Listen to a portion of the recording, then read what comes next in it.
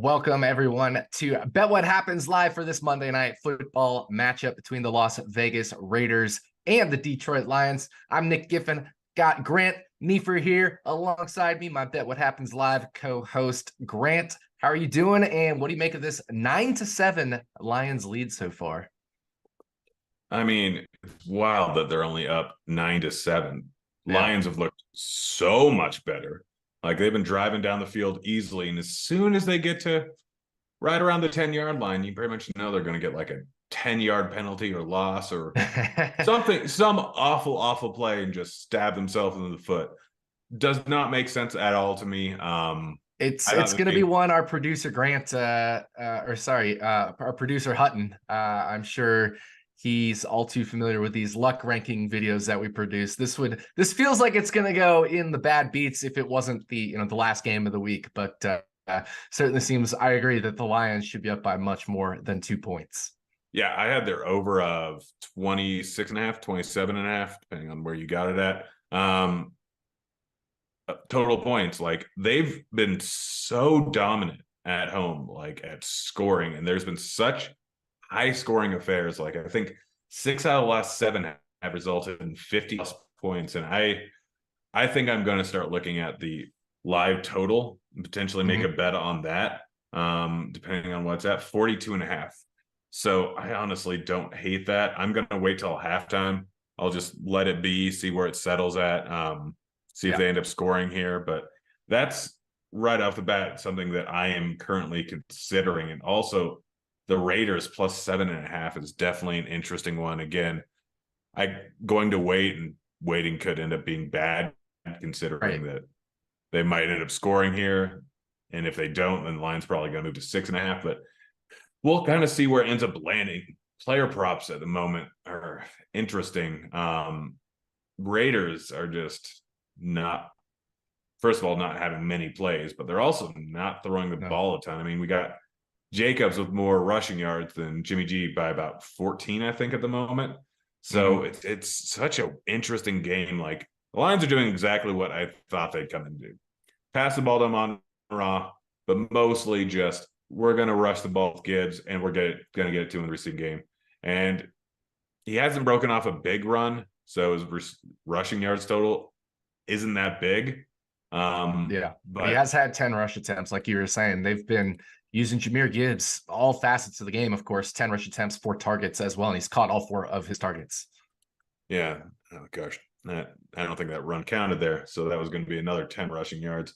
Yeah, just classic Lions biting themselves in the foot. Yep. But this will be an interesting little drive here, and seeing what happens could potentially change some things. But as of right now, I just might be, I just got to say, this might be the farthest into a show we've gone without a bet. Oh, it 100% is. I don't know if I've gone more than 20 seconds into a show without a bet. I know, right? Especially recently. Like, maybe the first show or two when you're kind of getting used to the NFL season once again. But this might be the furthest we've gone in the show without a bet ever since week 1. Yeah, we should probably look into what the Raiders lines are, since those are the ones that are up on the board. I mean, first interesting one to me, and I think it might be blacked out for the moment, is Josh Jacobs over 76.5 rushing yards. I know he hasn't been horribly efficient this season. I know that the Lions have a solid rush D, but kind of they're going more off of his pregame line, which was expecting a pretty healthy deficit going into halftime and a pretty negative game script. I can't remember. Did they get the ball start? I thought it was the Lions got the ball. The Lions started with the ball, so the Raiders will have the ball to start the second half. And while you're mentioning that, Josh Jacobs has 50 rushing yards right now, and we're projecting him for 34 rest of game. It could change. Let me tick it over to the second half and see what it would say at about this line. We'd be projecting for about 30 rest of games. So that would be 80. So just looking at it here, I kind of do like that over. It's 72.5 at Rivers. I think I'm hitting that. Minus 118. I mean, definitely at this point, if the Raiders were to get the ball back, they still have 2 timeouts. Well, now they have 1, but they would have the option to at least maybe run a play, like a running play here. But even if they don't, they get the ball to start the second half, and we're showing value on Josh Jacobs over 72.5 for sure. Yep. I'm making that official bet. All right, Josh If you Jacobs don't have over Bet Rivers 72 or and a half. yeah, it's at 75 Yeah. and a half. I'd still hit it that over a FanDuel. Yeah, absolutely. We're showing, like I said, we're showing 84 and a half right now. If it takes over to the second half, the Raiders will start with the ball, and we're still showing 80 yards. Plus the fact that they're starting with the ball, we should mentally adjust that up. So I think 84 and a half, even then, seems like a pretty fair line if we get over to the second half. So I agree with you. Over 72 and a half rushing yards. We like over 75 and a half if that's the line that's available to you as well. So Josh Jacobs over on his rushing yards is our first pick for this Bet What Happens Live. I'm going to take a moment here to just kind of type in these new stats since the Lions are driving the ball. So what other thoughts do you have here, Grant? In the rushing game, I'm going Gibbs line at 71 and a half is a little bit interesting. But I don't think enough to bet. 71 and a half was roughly at his pregame line. How many yards is he currently at? I know He's 35 right now. 35. All right. So that actually, I have a lean towards the over right now. I want to hear what this sheet says. Right now we're at 77 and a half projected. If we, keep this in the first half here, but once again, if we go over to the second half, it's going to change. He is going to be projected second half, and then the Lions aren't starting with the ball for 78. But the Lions, again, are not starting with the ball in that case. Yeah, I mean, I guess we can wait and see here if they get a touchdown. I haven't been paying attention for the last 30 seconds, so I'm not sure where they're at. There's a notification right above. There it is, 3rd and 6. All right, I couldn't see that for a second. So I just because of the sheet and everything, I might end up doubling down here. I'm going to wait till after this drive. I know that might change the line a little bit, but they're working with a 9-10 point lead, then it's definitely more interesting of a line. I mean, they have all 3 timeouts. And Dan Campbell is pissed because he spent 5 seconds trying to get the ref to look for him. You think exactly that as a ref, that would be the main thing you look for. But yeah, if they end up scoring here, I see Gibbs as, assuming the line stays at 71, 72 and a half. I see that as more of an over because they are going to hammer the ball on the ground with him. What does it have for Craig Reynolds? Because that's another interesting one. Rushing or receiving? Rushing or receiving? Rushing. So yeah, he's at 213 right now. And rest of game, we have him projected about 17. Again, that'll probably drop just a little bit once we get into the second half. So that'd be 29 and a half, 30 yards projected right now.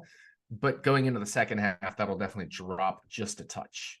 Yeah, so the line just went off the board at 19. Yeah, the line was at 19 and a half over at Caesars. Laporta? Yep. There we go. With the touchdown. So right, that opens up what pops up on the board, because the ones I'm looking at are the rushing for both running backs on the Lions, and I'm probably going to hit both because, all right, 73 and a half and 22 and a half. FanDuel just popped up on the lines. I'm going to wait on Caesars. And DK, do you have DK open? I do have DraftKings open. Okay, let me know when they pop up there. 22 and a half and 73 and a half are both still hits, but I have a feeling that Caesars and DK, one of them is going to come in as DraftKings just opened. And which line are we looking for again here? Gibbs and Reynolds. So I'm hitting Reynolds at 20.5. That's an official bet there. Yeah, Reynolds at 20 right now over at Caesars. You're taking his over on that, right? Yeah. So over 20.5 over at Caesars. Yeah, we're projecting now with that swing of things, we're now projecting him for close to 30 rushing yards rest of game.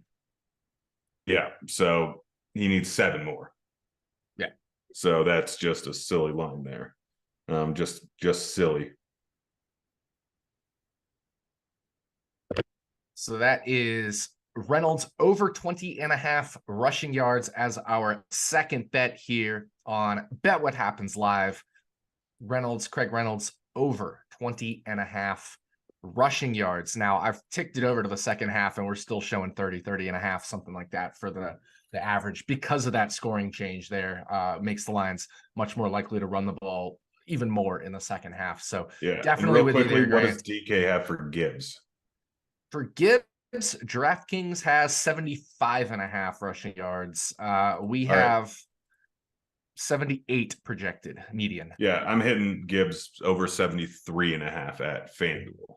So 73.5 at FanDuel. We have 78, and like I said, 78.5 projected for full game. It's close for me on that one. I definitely like the Reynolds one. It's a little closer for me on Gibbs because, again, Detroit's not starting with the ball here in the second half. So I'm going to mentally deduct a little bit there. So Grant will do Gibbs. I'm going to stay off of that one for now.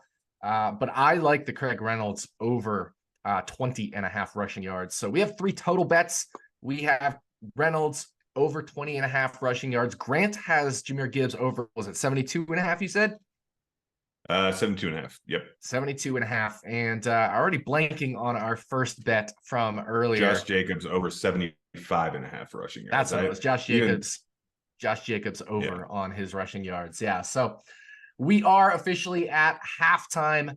The score is 16-7. The Detroit Lions are leading the Las Vegas Raiders. The Raiders will start with the ball in the second half.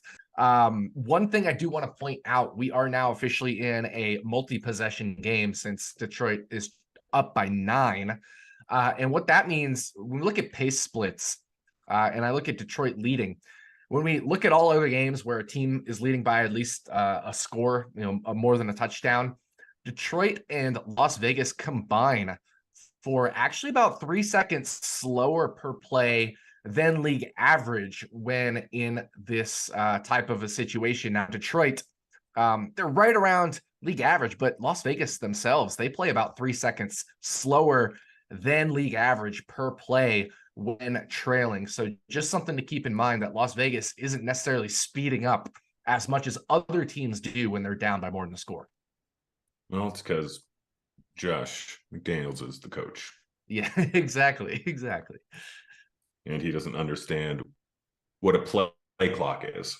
So, yeah. You want to look at some touchdown bets? Let's look at some touchdown bets. I think it's a great idea. So the first 2 that are catching my eye are Gibbs plus 180 over at DK and Jacoby Myers plus 380 over at FanDuel. So Gibbs, we have a plus 150. I want to and hear also with them not starting with the ball makes me like it a little less. And then you said the other one was Jacoby Myers. Is that right?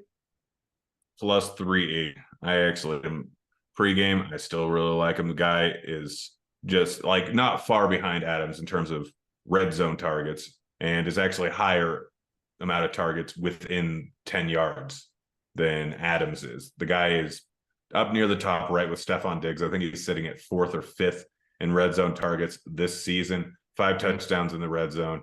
Game script is now a positive 1, getting the ball at the beginning of the second half. Pre-game line was anywhere from plus 170 to plus 240 on the high end. So to me, it seems like a spot where, even though I've got it beforehand, I had him for first touchdown. That didn't go well, but those rarely ever do.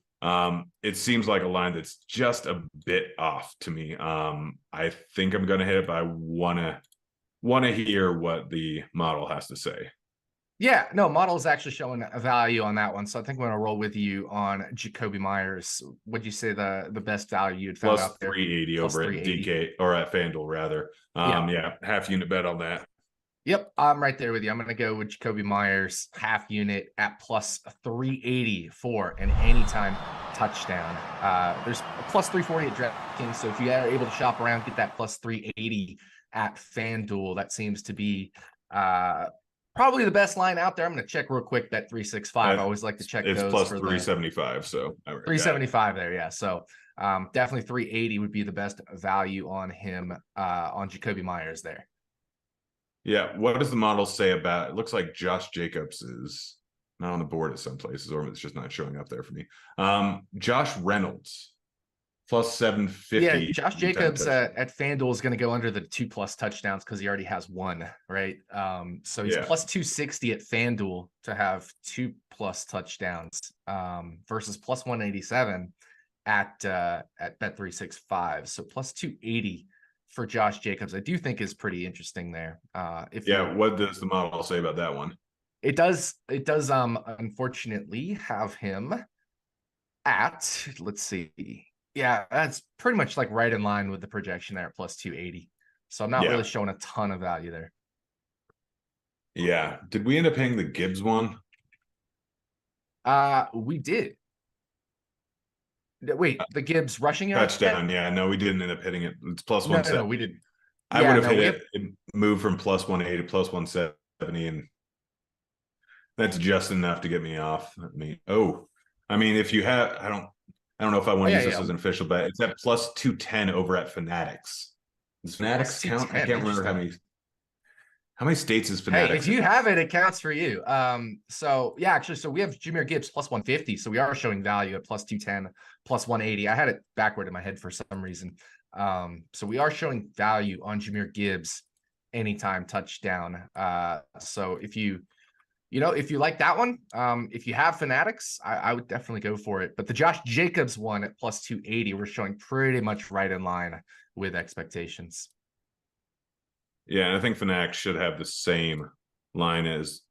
All right, PointsBet also has it plus 200, so I'll throw it in at plus 210, but I'd still like it at plus 200. I don't even hate it at plus 170 over at DK. Yeah, we're definitely showing value on that. So if you have Jahmyr Gibbs, anytime touchdown available to you, and it's longer than, let's say, plus 170 or longer, we can definitely get behind an anytime touchdown bet on Jahmyr Gibbs as well. He's been a workhorse back so far for Detroit with Montgomery out. He has 12 carries. He has 4 targets. They really targeted him, especially on that first drive. And now Detroit is up by 9 points. So definitely we'll see plenty of Jahmyr Gibbs usage in the second half. Yep. And then looking at the rest of these, Mayer's looking terrible at plus 720. I don't feel like that's a ton of value at plus 750. Maybe a little bit. I'd like to hear what the sheet says about that. And then Devontae Adams sitting at plus 280 over on point plus, and that's the best odds. So plus 280 at Fanatics or PointsBet. Want to hear what the model says. I view very marginal value on that, but if the model says differently, I'd be willing to roll with them.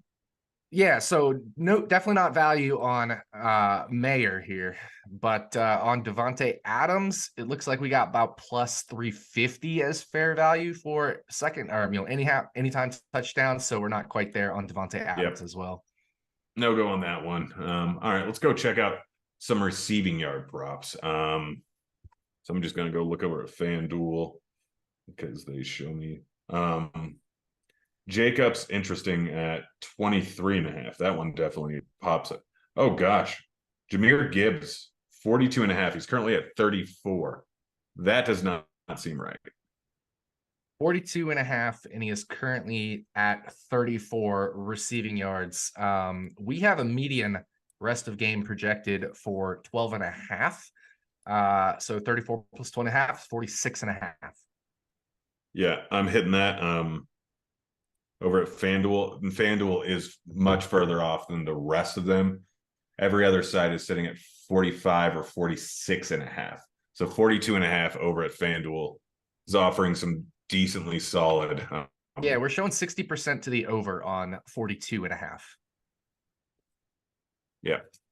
So Jahmyr Gibbs over 42.5 receiving yards. Another bet here on Bet What Happens Live. If you're watching us on YouTube, make sure you hit that thumbs up if we're helping you out. If you I see a comment in the chat here, 40.5 at Fanatics if you have that available to you. If you all have any questions in the YouTube chat, make sure to drop them in there. Grant and I will be happy to field those.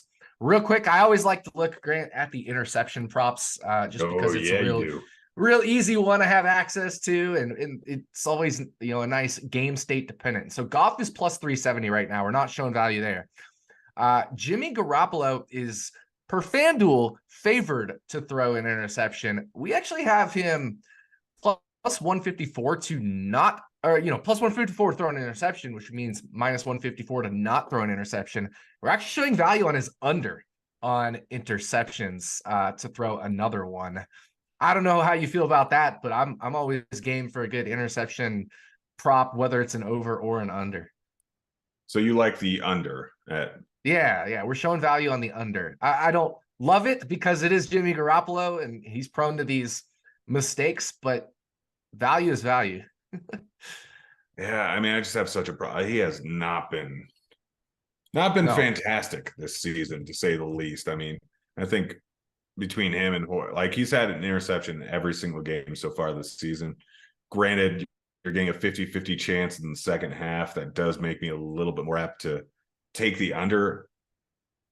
I'll roll with it if you do. So let me just shop around real quick. I'm gonna find I want to check, where the best line is before I commit to this. Jimmy Garoppolo. So the best line is currently -120, pretty much. Yeah, at DraftKings everywhere, minus Barstool, 120. FanDuel's 122, DraftKings 120. So yeah, let's go minus 120. I'm gonna take Jimmy Garoppolo under 1.5 interceptions, right? He has the one already. So we're just betting on him not throw another interception. I don't love it, but the model says it's value, so we're gonna roll with it. And it is the model has won me enough money that if, well, granted, no, the actual model has won me money on interception bets this year. I can't remember the last show where we bet one at like -160, and of course it was a tip pass that went for an interception. But that's going to happen, especially on these types of bets. I mean, sure, just as long as we don't get that boneheaded throw, I'm okay with the tip pass if something weird fluky happens. We just don't want that boneheaded throw. But the model is counting for the fact the Raiders going to pass more. It says they're going to pass about 8% more than pregame projections, so around 70.5% rest of game passing rate. So it is accounting for the fact that Jimmy Garoppolo is going to be throwing the ball a lot, and it still is showing undervalue, even accounting for the fact that he's probably going to throw 22 times more rest of game. Yeah, I mean, people are always like, oh, he's going to throw an interception. Like, do you know how often it is, even with a team trailing, that someone actually throws an interception? It's rarely ever favored in a half, unless you're Jameis Winston.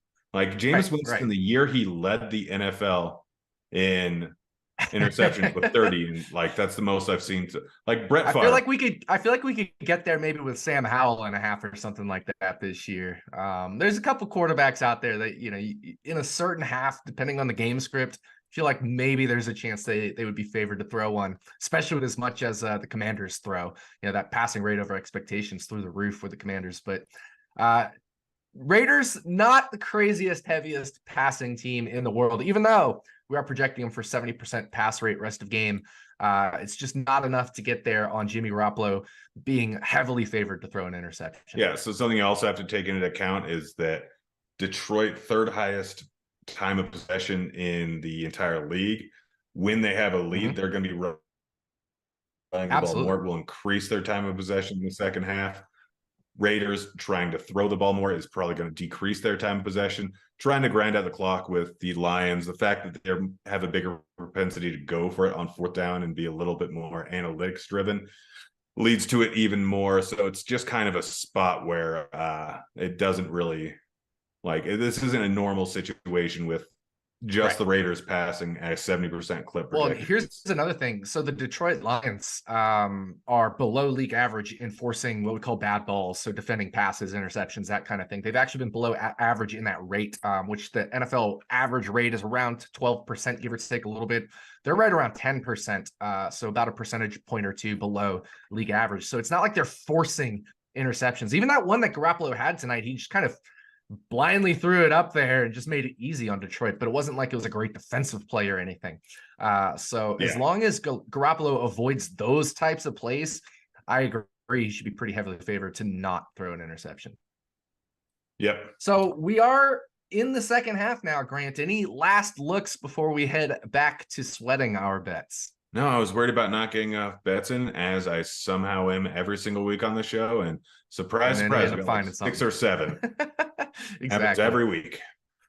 Exactly. All right. Well, we will leave it with you all there. We've got a nice handful of bets here, so we're going to get ready to sweat those along with you guys. Good luck on your bets. We'll see you back here for Thursday night football. Enjoy, everyone.